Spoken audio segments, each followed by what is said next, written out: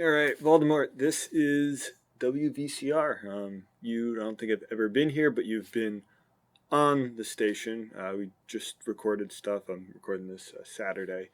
And basically, I thought, while I was here, why not have a bit of a change of scenery? This isn't the most exciting view. I'm sort of in a corner over here, but it's sort of the space that's available right now. So you were talking about the prospects being picked in the MLB draft, and not too many baseball players like make it to the majors, as you said, and to have only one number one player taken overall in the draft ever make it to the Hall of Fame, that being the kid with the smoothest swing, Ken Griffey Jr. He's the only one to make it to the Hall of Fame that's been a number one pick, which is amazing.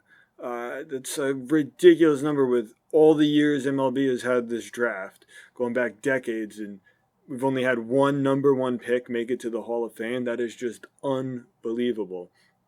I mean, it just sort of like makes me realize, like, as a kid, I'd be playing soccer and baseball, and I would see all those different players, and I'd be like, "Oh, this kid's really good. He's got to be a professional." And then all of a sudden, like, as you move up in the ranks, you see like more and more better players, and it's just sort of like, oh, I guess these guys just don't have what it takes, or some other guys are just late bloomers. I mean, you see it all the time with like some kids.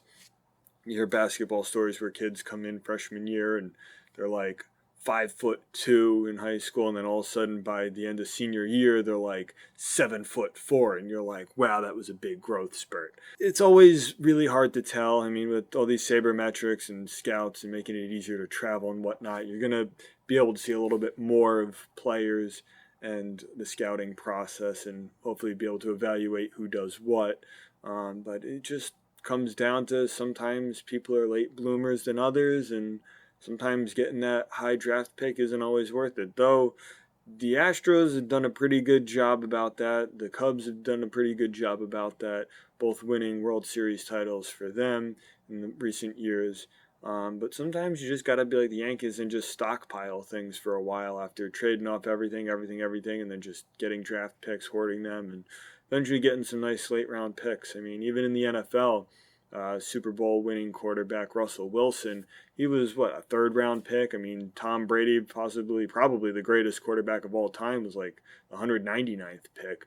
So sometimes it's just not a matter of what number pick you are. I mean, yeah, it does involve like what money you can make right away. But if you're good enough, and you know you're good enough, and even though you're not that number one pick, uh, you'll get your ridiculous amount of money. Um, until next week, I will catch you later.